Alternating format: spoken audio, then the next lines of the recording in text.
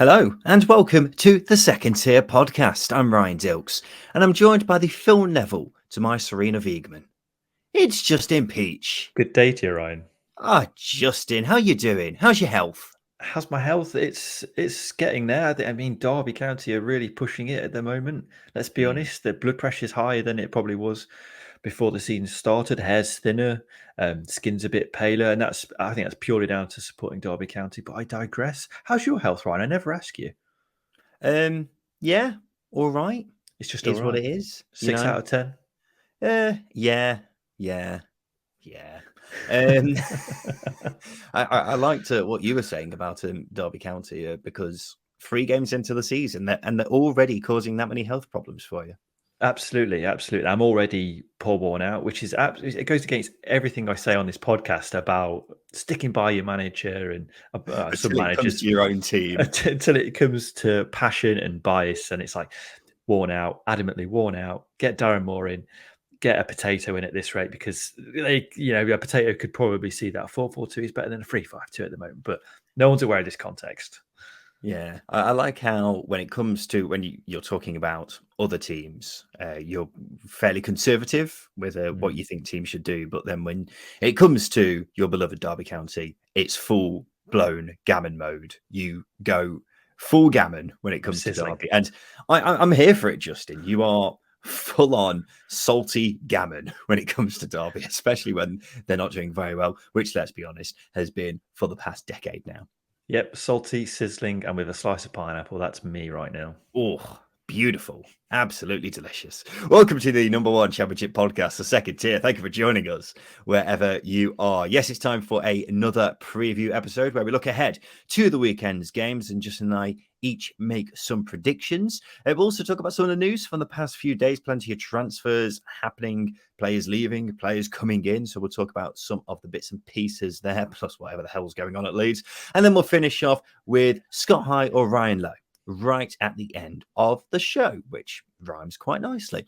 Let's have a look ahead to the weekend then. So in each preview episode of the Second Tier, Justin and I will each pick a banker, a team we think is guaranteed to win this coming weekend, as well as an outsider. So someone we think is going to win, but is bigger odds with the bookies than their opponents.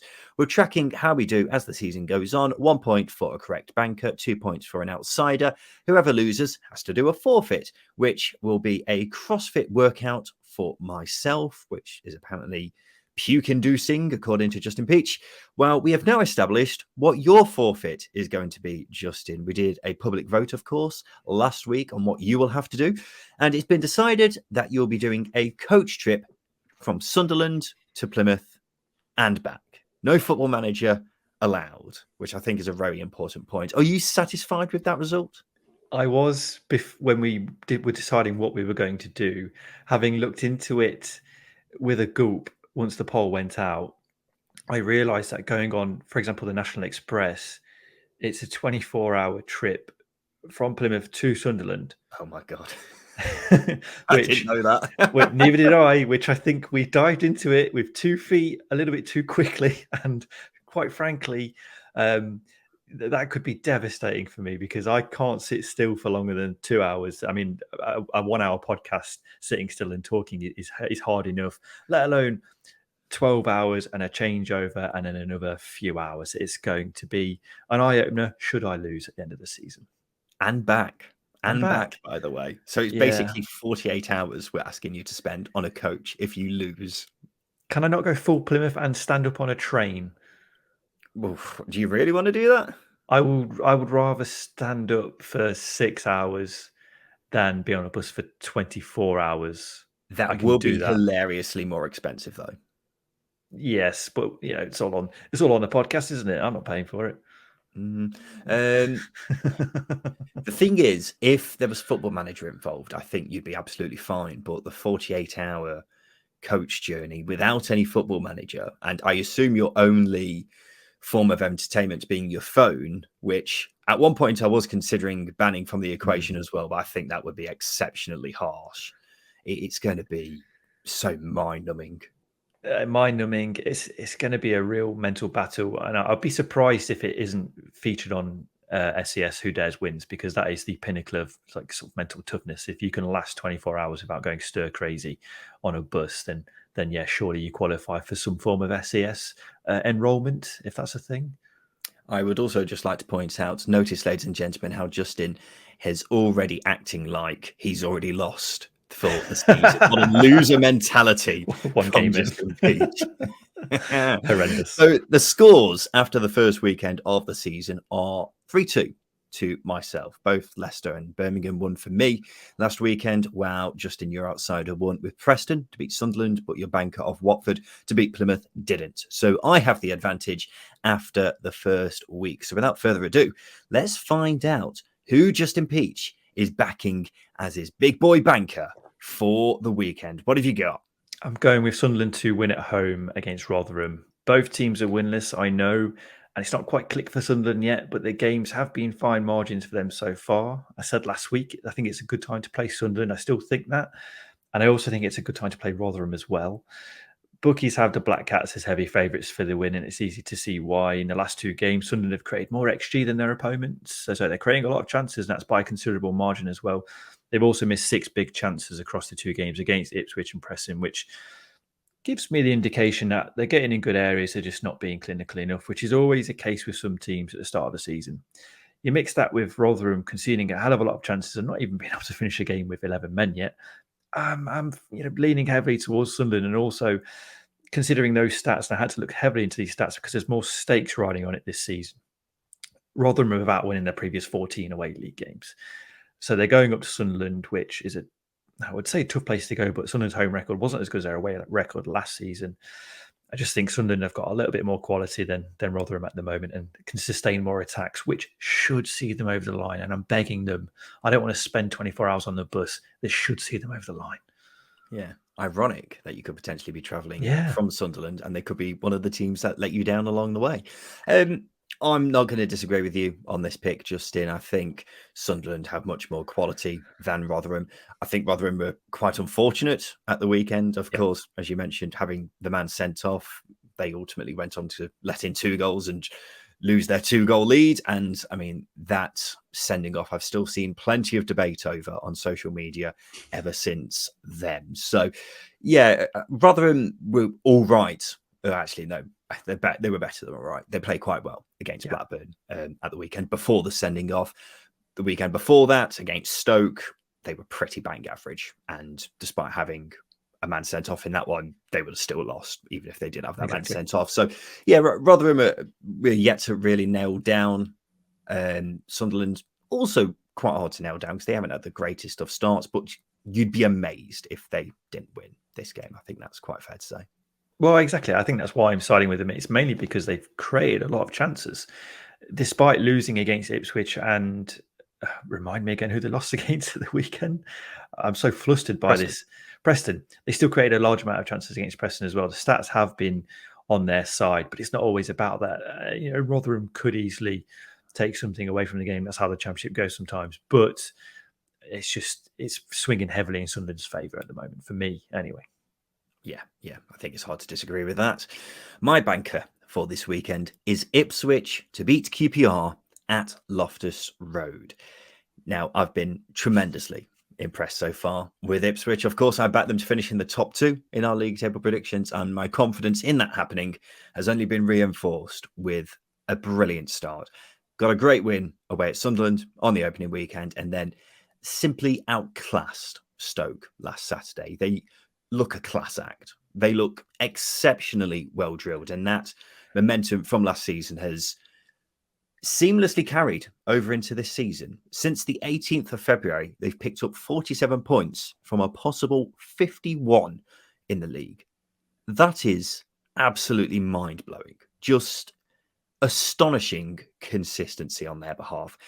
They look like the real deal, and it's very difficult to see them slipping up against QPR. QPR are not very good. Predicted by us, or pretty much by everyone, to get relegated this season. Huge question marks over whether Gareth Ainsworth is the man to lead this QPR side, particularly with his one-dimensional tactics. Question marks over the quality of the squad. They got battered by Watford on the opening weekend. Did win against Cardiff last weekend to give QPR fans a bit of hope despite the win, I wasn't too impressed. The first goal was a defensive mistake. The second was a good counter-attack, in fairness to them. But I don't think Cardiff were up to much, and a better side would have got a result on that day, I reckon. QPR have struggled more at home than away as well under Ainsworth. They won just 4 points from a possible 21 at Loftus Road since Ainsworth has come in. If they go a goal down, the atmosphere can quickly turn there, and there could be a lot of frustration on show from supporters who are far from convinced about the way the club is being run and the way it's being managed. The bottom line here is Kieran McKenna is a far superior manager to Gareth Ainsworth. One, I believe, is destined for the top. The other, I believe, is out of his depth at this level. Here he is, the Ipswich Town superfan, Mr. Tractor Boy himself. He just can't get enough. You're doing nothing to dispel the rumour of you being a Townie fan, are you? It's getting quite well. The evidence is stacking up against you quite heavily, and this anti-QPR rhetoric you've got bubbling as well. It's all there. It's all there on show, Ryan. Look, QPR are just not very good. Simple as that. And as far as being an Ipswich fan goes, I'm a fan of how the club's being run. I'm a fan of the manager. I'm a fan of the squad. So I guess in some ways I am a fan. Am I a supporter of Ipswich Town in the traditional sense? I'm not, but let the people keep talking, I suppose. Yeah, there's one team a season where you cling yourself to like a clingy, I don't know, sticky jellyfish sticking to something sticky. I don't know really what they do, but you cling on to. Yeah, it's terrible, wasn't it? You stick yourself to a club every season. One club, it was Brentford a couple of years ago. It's been Luton Town, and now it's Ipswich. And now Ipswich fans have got to get used to this uncomfortable kissing and hugging of Kieran McKenna. What's the common denominator with those two teams you mentioned before, Justin? Well run, sell players for profit, and eventually get promoted. Yeah, exactly. So, you know what? Maybe that's a good thing that I'm so pro Ipswich Town. But look, I think Ipswich have been exceptional so far. If I have to throw a question back at you, Justin, and put you very much on the spot, which team do you think has impressed you the most in these first 2 weeks? Well, it is a good question, actually. I would lean towards Ipswich because they've shown two sides of their game, and also I would lean towards Coventry City as well. Coventry City have done a similar thing to Ipswich, where I feel that if the changes didn't come for Coventry in the Leicester game, they probably would have got a result, or maybe would have got a result, and they pummeled Middlesbrough. They showed two sides of the game as well, in that you got Coventry against Leicester. They were very defensive, quite structured on the counter-attack, and then the front foot against Middlesbrough.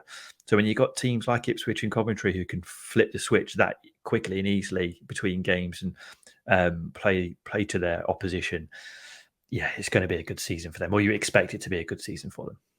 I would 100% agree with that. I've been amazed by how well Ipswich have taken to being back in the Championship. Coventry, considering all the rumours about, Gustavo Hamer's future and him now departing since, and Victor Gyökeres not being in there anymore, I think they've looked top class in the first two games. Of course, lost in the Leicester game, but still put on a great show, and then were easily the better side against Middlesbrough. So I would completely agree with that, and that's why I'm so hot on Ipswich Town this season, Justin. Let's move on to my outsider for this weekend, and coincidentally, it's Coventry City to win away at Swansea. Now, I was a bit surprised to see Coventry as the outsiders for this game. Quite big outsiders as well. But you know what? I'll happily take it because I have been really impressed with them so far, as we've just established. They gave Leicester a really good game on the opening weekend and could have easily won that one. And they were comfortable winners against Middlesbrough last weekend. Despite the departures of Victor Gyökeres and Gustavo Hamer, they've signed really well. Haji Wright looks very dangerous. Got his first goal against Boro as well. Milan van Ewijk was lively in that game. Tatsuhiro Sakamoto looked exciting when he came on. Ellis Sims hasn't had a good start, but it's only 2 games, so no need to get carried away with how he started off. Add to that what they've already got, and I'm feeling very positive about Coventry. Swansea have won 1 point from their first 2. They've not been bad by any means. They played out a draw against a strong Birmingham side on the opening weekend, then lost to West Brom last weekend, but probably deserved something from that game. I just think it's going to take a while for the players to transition from Russell Martin ball to what Michael Duff wants to do, because it is a bit more direct. I think Swansea will be a good side this season, but I just rate Coventry much more highly. They've been exciting and have looked like a side to fear so far. Completely agree on the Coventry side of things. I think the only thing you can disagree with, and I was going to two-foot you on this before actually looking into it myself, is how Swansea City are the odds-on favourites for this game. From a bookies odds perspective, it's absolutely bonkers. There's no logical reason for that to be the case, considering Coventry's much better start to that of Swansea's. So, are they the odds-on favourites? I didn't think they were the odds-on favourites just now. I thought they were like quite strong favourites, but not odds-on. Be honest with you, Ryan, I've been doing this for a long time. Still don't quite understand how bookies odds work. I just try and go with the flow a little bit, which is probably why I struggle. Odds on is when you are below evens, which Swansea aren't. Okay. Is that a good thing? Yeah. What a learning curve this has been on the Second Tier podcast. We're learning as we go along here. It's a lesson. I think this is why there's that loser mentality in terms of how this might end up for me at the end of the season, because understanding bookies odds is a struggle, but we're here to have a good time, aren't we? But I would 100% be behind Coventry on this one, so I can't disagree with you. As you say, Swansea in that bit of that transition phase, playing a lot more long balls than they were under Russ Martin. So it's going to be a bit of adapting from the squad. I think Coventry are well set to get into their flow a lot quicker, because their group of players have been together longer under Mark Robins. Yeah. Just a quick question for you, Justin. Because, of course, and as I keep reminding you, you had Coventry outside of the top 6 in your league table prediction. If you had to re-pick your league table predictions right now, would you have Coventry in there? It's much easier to make that assessment after a couple of games, mainly because there are teams that have surprised me with how poor they've been.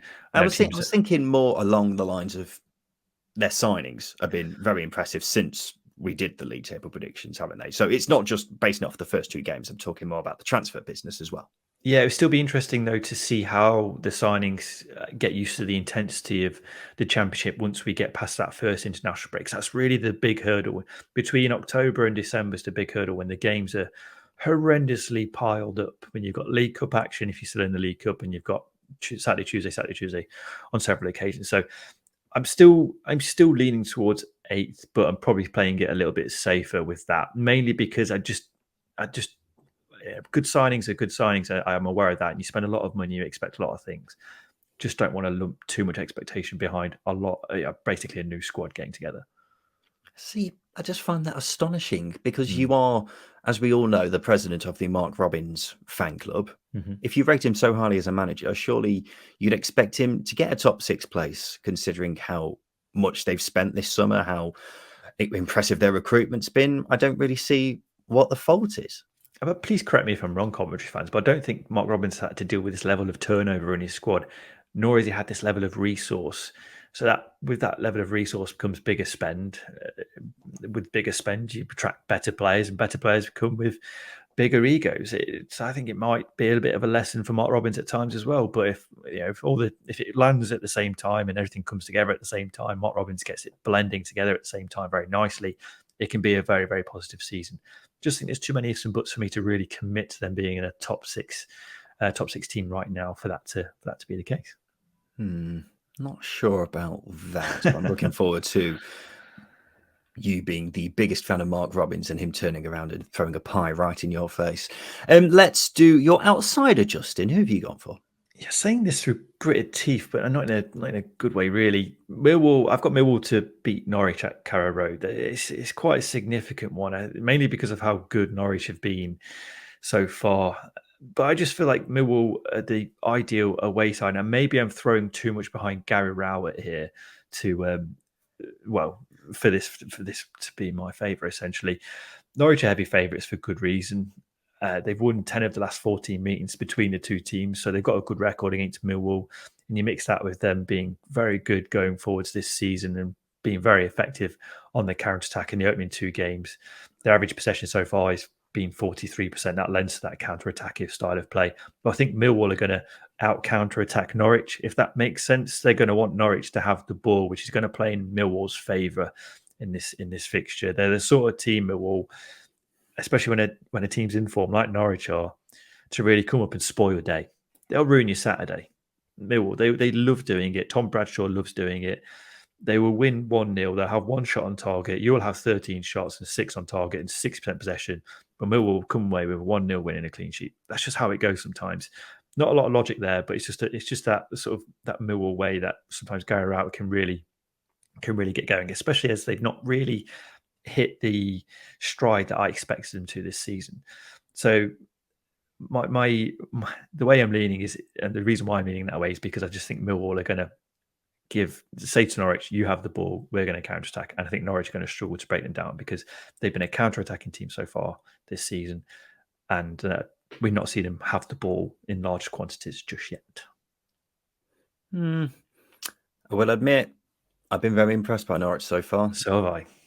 I had my doubts over them at the beginning of the season, picked them as my biggest underachiever, but I've got to say, they've looked really good so far. Battered Hull on the opening weekend, gave Southampton a good game last weekend, so I'm not sure I can get behind you on this pick, Justin. I just think that if the first 2 games are anything to go by, then David Wagner may have turned the tide, considering how poor things were for Norwich at the back end of last season. We won't get carried away just yet, but Norwich are one of the teams who have really impressed me so far. Well, they've impressed me massively, and just the amount of chances they're creating on the counter-attack has been quite astonishing. They were really effective against Southampton, but Southampton, with the quality they've got, it became a bit of a tennis match at times. But we've not seen Norwich have to dominate with the ball. We've not seen Norwich have to be that counter-attacking team yet. I don't think they were that against Hull. They were, Hull are a possession-based side, and they looked really effective catching them on the break. It just depends how flat and how rigid Millwall want to be. If they can be peak Millwall, then I can certainly see a result. It just depends which Millwall shows up, because they do start slow to seasons. They have proved that in the past. Yeah, they're very much doing the Millwall of old, where they're just good, aren't they? And we've seen that in their results so far, with a great win away at Middlesbrough and then a less convincing performance at home to Bristol City. So let's see which Millwall side turns up at Carrow Road. Justin, let's take a quick break. After that, we'll do some news from the past few days. Welcome back to the Second Tier Podcast. Now it's time for this.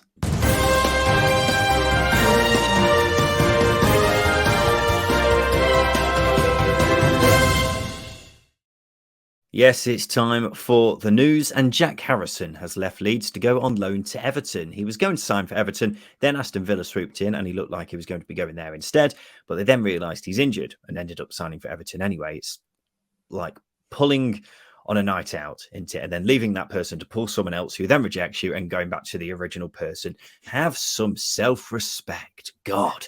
But Justin, this is another player who you picked as a key player for the upcoming season a few weeks ago, and they've now left the club. I did warn you he was being linked with the move away, but you went ahead and picked him anyway, as you did with quite a few players. There are 2 things I'll say to that. This feels like maybe you're trying to be a bit of a one-upman here. You're trying to one-up me in saying, yeah, I told you so. But what I'm actually seeing is, Justin, you're a Premier League scout. That's 3 players you've picked to be star players for their teams. That's 3 players who have moved to the Premier League.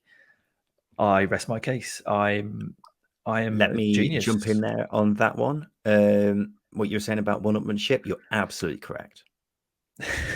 So you don't agree with me being a Premier League scout? No. Yeah, more or less stating the obvious. You are right, though.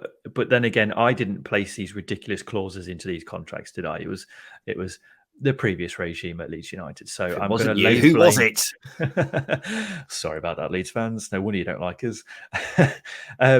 It's these ridiculous clauses, as we say. It's completely daft for those to have been in. Just put in minimum fee release clauses like every other team. That way you pocket some cash and you get rid of the wage, but at the same time, not go out on loan and maybe come back the season after. You are right. I did pick him. I expected him to be a big player. Boy, could they use him, because they are down to bare bones with their wingers at the moment. Yeah, it's not looking nice for Leeds at the moment. There's a lot of recruiting that needs to be done in just 2 weeks of the window to go. I cannot believe that's another player who's gone out on loan. It's actually ridiculous at this point. Leeds have seen 8 players go out the door either on loan or in a permanent transfer, and they've made £4 million in transfer fees from the departures of those 8 players. That is ridiculous. In comparison, Leicester have made 79 million from 3 players. Southampton have seen 7 players go, soon to be 8, but will have made £130 million once the Lavia deal is confirmed. Actually bonkers. To be fair, they look like they'll be getting some money for Tyler Adams, assuming he goes out the door. But Leeds have seen a lot of players leave with very little compensation, haven't they? Well, this is the thing, is that ability to be able to reinvest. We saw Burnley do it so successfully last season, didn't we? How the likes of Dwight McNeil was sold, Nathan Collins sold for big money, Nick Pope as well, and they reinvested it into the squad, and they did a damn good job of it as well. Leeds don't necessarily have that opportunity, and if they do stay in the Championship this season, they don't go up, they run the risk of FFP catching up with them, or profit and sustainability, however you want to coin it. And I know they got the option to sell those players come the end of next season, but the ability to negotiate a good value for them completely eradicates, because you get a little bit more desperate for cash because of making losses and profit and sustainability creeping up on you quite significantly. Yeah, and people may be saying, so what if they don't get money for these players now? They will do at some point. But the issue with that is, firstly, the new owners will want to get back to the Premier League straight away, and their chances of that happening are constantly getting uppercut after uppercut at the moment.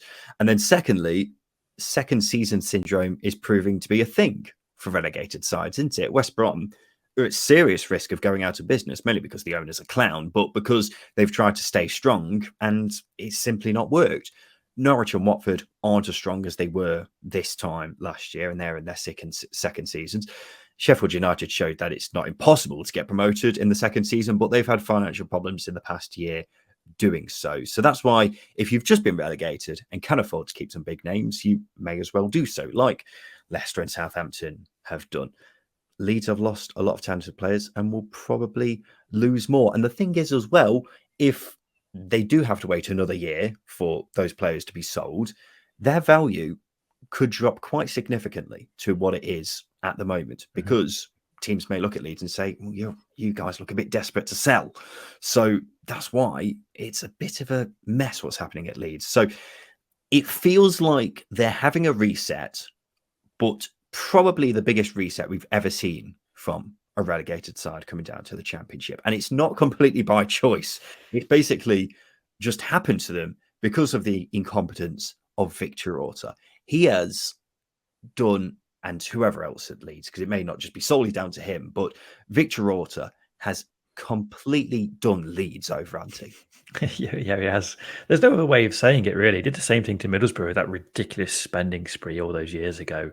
And unfortunately, Leeds are doing the same thing. Logically, these sorts of clauses, okay, you get relegated, you shift wages off the wage bill, but at the end of the day, the squad's not quite where it needs to be to really compete at that top level, and you lose the quality that they have done. And I know Leeds fans will say, well, they got us relegated, they shouldn't be at the club. Well, who else is around at the moment? You not only have you lost quality, but you've lost numbers as well. So, yeah, it's completely daft. It's just daft, isn't it? It's just daft. It's the only way to describe it. It's daft. And if you get described as daft, do you really have the ability to negotiate a good paying job in football again if you're described as a daft director of football? Probably not. Well, I mean, it was basically Victor Orta's fault that they got relegated in the first place, and the legacy that he is leaving is actually crippling Leeds at this point, isn't it? And the way things are going, they could be stuck in the Championship for quite some time. Meanwhile, Daniel Farke has confirmed that both Willy Gnonto and Luis Sinisterra are training separately and are not involved in the dressing room. Quite funny, the idea of them being made to get changed outside because they're banned from the dressing room. Do you reckon they're having to wear spare kit as well that doesn't fit them, like PE? Yeah, they're just training in their pants. Yeah. Training in their pants and with like muddied up white tees because there's nothing else to go around, or they've done a rugby shot. boots. Oh my god. Rugby studs and rugby boots. Rugby boots with studs missing. That would be the ultimate, disgrace. Yeah, it's a bad situation. They're all a bit farked, aren't they? Let's be honest. Leeds, Daniel Farke, the rest of them just farked at the moment. Absolute fuck up, isn't it? Looks like it's going to be a case of 2 in, 1 out at Middlesbrough. Chuba Akpom has joined Ajax for a fee of around £10 million. In through the door, it's Atalanta striker Emmanuel Latte-Lath and left back Lucas Engel from Danish side Silkeborg. They both signed 4-year deals. Akpom going isn't surprising, as it makes sense for Middlesbrough to sell. Final year of his contract. He's had one good year. I personally think he would have continued his good goal-scoring form, but it's undoubtedly a risk relying on a player to score goals for you when his highest tally in a season was 8. So you may as well sell him while his stock is high, might you? Absolutely. I think it's a really good deal from Middlesbrough. I think it's a deal that suits all parties. There's that risk that he doesn't hit the same heights as he did last season, and he set a really high bar for himself, obviously. But ultimately, Middlesbrough get a decent wedge for him. He's got a year left in his contract, and they can reinvest that money back into the team, which they have done. Everybody's a winner in this situation. It's just a shame that it's taken so long to get to this point, because Middlesbrough needed these players through the door a month ago, not while the season's started and everyone's been disappointed with how things have gone so far. So yeah, it needs to be done a while ago, but it's done, and we can move on from it, really. Ajax seems like a bit of a strange club to be coming in for him, doesn't it? I don't know why. I think it's a great move for him, but it just seems a bit strange that Ajax have gone in for him. I don't think Ajax hold the same stock as they once did. Even sort of 5-6 years ago, maybe they were a team competing in the Champions League. But look, he's going to play in that. Hopefully, he plays that number 10 role that he thrived under with Michael Carrick, and it's typically a possession-based league, isn't it? The Eredivisie, and Ajax play at a high intensity. It might suit them well. We saw Dusan Tadic become an absolute world beater at Ajax, and he was getting to a point where he was coming to the end of his time at Southampton quite quickly, shall we say. So he may well hit a new height at Ajax. That would be interesting if he does, and I'll be fully behind him, because he gave us a really good season last season to commentate on. He really did. So some much needed incomings for Middlesbrough, Lucas Engel and Emmanuel Latte-Lath, whose surname sounds a bit like something you see on the menu at Starbucks. I've done a bit of reading on the two, and Engel I really like the look of. One player of the season for Silkeborg, as they finished 3rd in the Danish league. He was originally a winger, but has moved to left back, as you can imagine, likes to get forward a lot, puts in loads of crosses. Basically sounds a bit like a Danish Ryan Giles. And at the end of the day, Middlesbrough desperately need a left back. So I'm looking forward to seeing what he's all about. Also has the Lego logo tattooed on his left thigh, which I thought was a nice, interesting fact for you. Latte-Lath has had an interesting few years. Up until 2021, he had been playing in the Italian 3rd tier. And then 2 seasons ago, he was in the 2nd tier over in Italy and scored 3 goals all season. Then went on loan to St. Gallen in Switzerland and scored 14. That's the only season he's managed double figures in his career so far, but he was averaging a goal from every 5 shots. So it does seem like he's coming off the back of an unbelievable season. He's quick as well.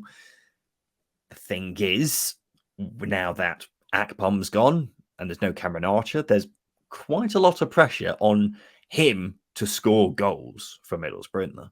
There is, and I think Middlesbrough's track record of signing strikers and expecting goals from them has been incredibly checkered. I think it was Bernie Slaven who was the last player to score over 20 league goals in a campaign, and that was the 80s, late 80s, and obviously that was Ravanelli as well in the 90s. So yeah, there's a lot of pressure. I've seen a few clips, and he can't just go off clips, but he looks like he's got a really good turn of pace, and he's well balanced. It just depends whether or not there's enough rotation in that team for him to settle in. But his goal record over the last 2 years has been okay. Championship's a different league for him. We'll see how he goes. It's just one of them. You can't really pass comment until you see him a few times. But it's an exciting signing for Middlesbrough, because they've signed a striker for money, which is it's always an exciting time when a team does that. Yeah, I'm interested to see how he does, but as we say, there is a lot of pressure on him to be the goal scorer for Middlesbrough, and he's got to carry quite a burden on his shoulders. Southampton are making some serious dough. James Ward-Prowse has officially left for West Ham for a reported fee of £30 million. Romeo Lavia is also set to join Chelsea for £53 million. Do you see anyone else going out the door now, Justin, or do you reckon that's it at St Mary's? I mean, I've suggested that James Ward-Prowse, because Hamer and can't remember the other one now. Jack Harrison will all stay at their clubs, their respective clubs, and they've all gone. So if I say Kyle Walker-Peters will probably stay now, I can't see him going, then he will probably go. So I don't think there's much point in me suggesting any other players, just through fear of them actually going. I would like to suggest that Southampton won't sell anyone now because they've made enough money for them to last in the Championship for a couple of seasons and replace those players that have gone. But as I say something, the opposite happens. Southampton fans will hate me forever if I do start to predict. Well, Che Adams is one of those who's been linked with a move away, and I'm just using him as an example. But you look at it now, he could be really important to their chances of staying up. So if they get a bid of 15 million for him now, they may look at that and think, why sell him? We don't need to. We've just made an absolute shitload of cash from 3 players. So we may as well keep hold of this guy who will be quite important for us next season, unless a seriously big bid comes in, which Southampton just have to accept because it's definitely value for money. So yeah, I think Southampton will probably be set now, and I'd be surprised if anyone else does go out the door. Leicester have signed 20-year-old midfielder Cesar Casady on loan for the rest of the season from Chelsea. He spent the second half of last season on loan at Reading. I'm a bit surprised he's got this move, Justin. We saw him a fair bit at Reading last season. He won one of the 15 games he played in for them, and yes, I will accept that Reading in general were pretty poor in the second half of the season, but it's quite a jump playing for a relegated side who couldn't buy a win and go to the favourites promotion. He showed the odd flash of talent, but I didn't look at him and think he particularly stood out as someone who should be playing much higher up the league. I'll be honest with you, his loan spell at Reading passed me by quite significantly. Says a lot. Yeah, I know it was on loan, but I can't recall him having much impact in any of the games. But that being said, he's playing in a Portland system, which did restrict creative players quite significantly. And obviously later on with Noel Hunt, where they were fighting for points. And again, you probably become a little bit more industrial in that sense. But if he's got technical ability, is there an ideal manager to play under right now than Enzo Maresco? Maybe Russell Martin. You're going to get a lot of time in possession, so you're going to get a lot of time to showcase what you can do. It might be the right move, but for me, Leicester need a little bit more ingenuity, a little bit more creativity on the technical side of things with the absence of Harvey Barnes and James Maddison. So you're getting this player as a squad player in at the very least. It's not a bad move, and it's a loan signing, so you're not committing a significant amount of money to it either. So yeah, decent squad signing. Not expecting much because we didn't see much of him last season at Reading. Yeah. Incredibly, Chelsea were looking for him to go out on loan to a Premier League club, according to reports at one point. Just don't see how they would have been able to justify that. But hey, he's a young lad. It's happened before where a youngster has gone on loan somewhere, not pulled up many trees, and then done really well elsewhere. I think Taylor Harwood-Bellis is a decent example of that. I just don't think Leicester really need him, to be straight to the point. The Telegraph is reporting Birmingham have agreed a fee for Midtjylland striker Sorry Kaba. He was on loan at Cardiff last season and finished as their top goal scorer despite only joining them in January. He has also been linked with a move to other championship sides and teams in Spain. If this does come off, though, I think this will be an excellent signing.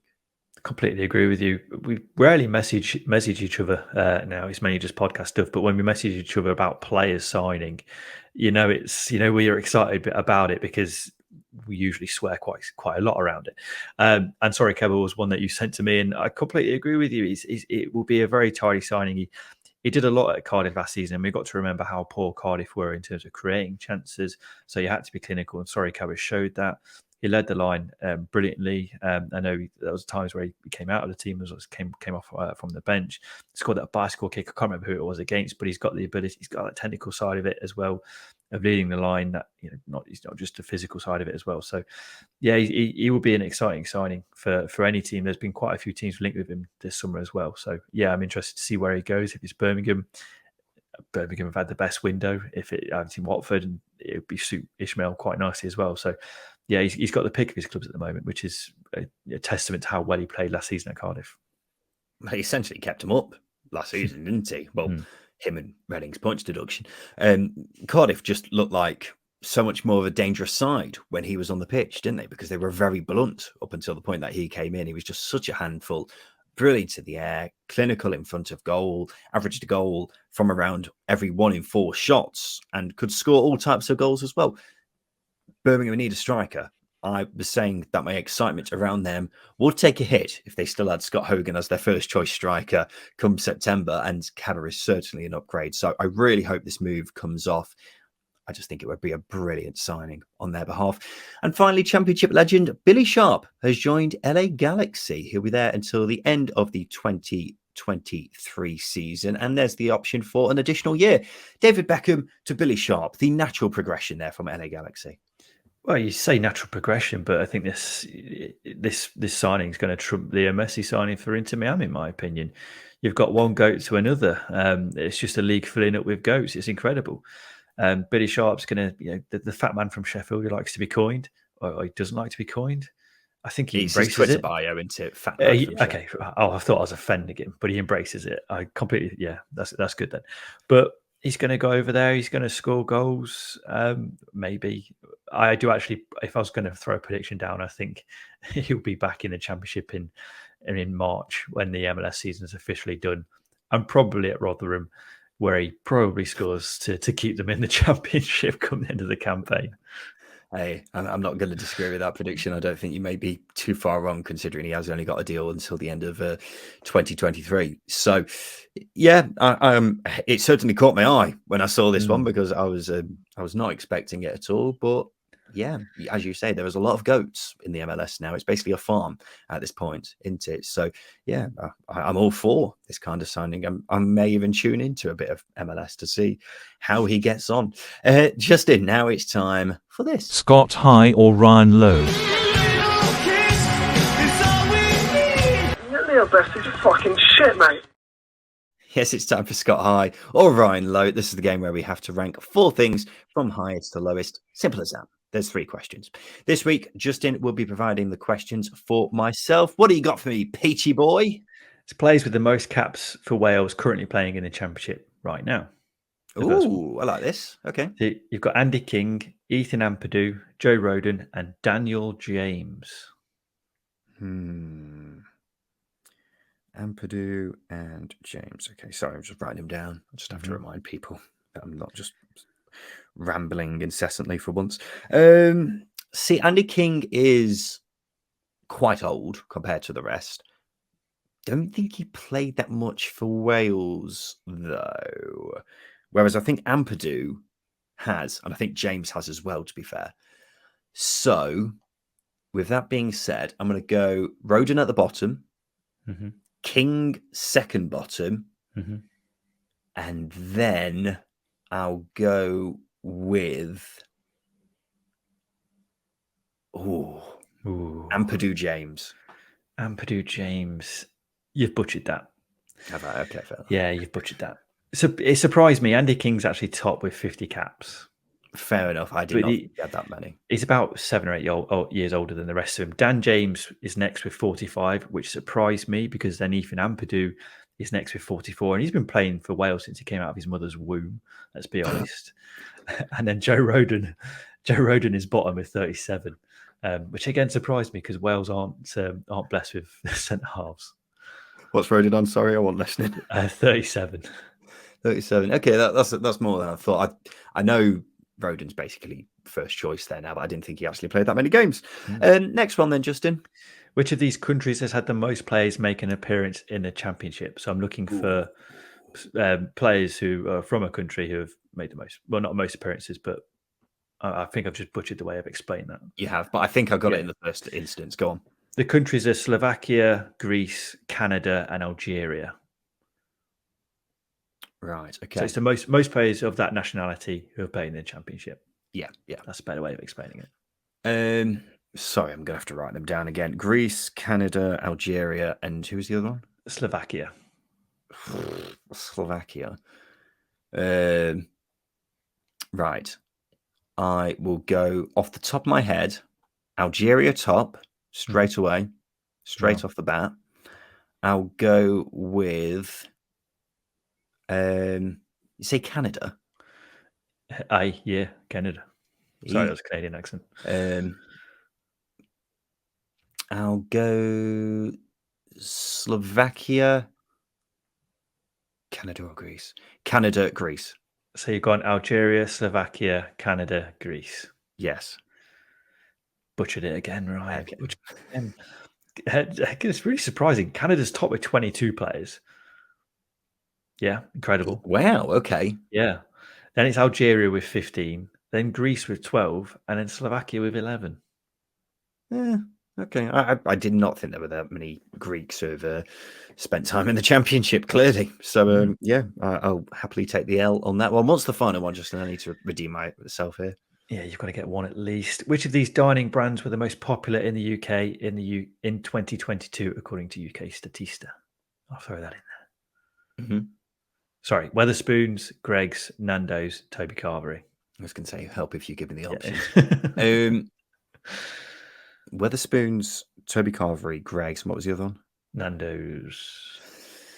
See, I've never really been a big fan of Nando's, but I know it's at one point it was extremely popular. I'm not sure it's as popular as it once was, but I'll go straight off the bat, Greggs, because I think Greggs has got to be top by quite a distance there. Then Spoons. Then Toby Carvery or Nando's. I'll go Nando's because my thinking is Toby Carvery, it's just a 1 day a week thing where I imagine Nando's is quite busy all the time. So that's what I'll go with. So you've gone with Greggs, Spoons, Nando's, Toby Carvery. Correct. So close. So close. Really? So close. Literally just Nando's and Weatherspoons the wrong way around. And there's 1% in that as well. So it's Greggs with 67%, then Nando's with 57%, then Weatherspoons with 56%. And Toby what are these Carvery. stats based off? It's UK Statista. So it's like the government poll you had me do last week. Similar to that. Stuff, how much you like them. Pretty much. Or the question dramatically. Sorry? That changes the question quite dramatically. Probably does, but how many people went there as opposed to people saying, oh yeah, I like that. Yeah, but you got Greggs right, and people are more likely to go to Greggs. And you got Toby Carvery right, and you said it was just a Sunday thing. So your logic was exactly the same process. Do not criticise me again for a quiz. All I'm saying is that people will happily go to Spoons, but they won't say, "Oh yes, that's one of my favourite things." But you're more likely to go to Spoons for a drink and a plate of chips, right? Compared to that of going to Nando's for no beverage, no alcoholic booze, and chicken. What's your point? I don't know. I don't really know. Do I? Shall we end this here? This has been Scott High or Ryan Lowe, and this has been the Second Tier Podcast. We'll be back again on Sunday to give you a review of all the games coming up this weekend. So we bloody look forward to seeing you then. This has been the Second Tier Podcast. I've been Ryan Dilks. I've been Justin Peach. And a big thank you for listening.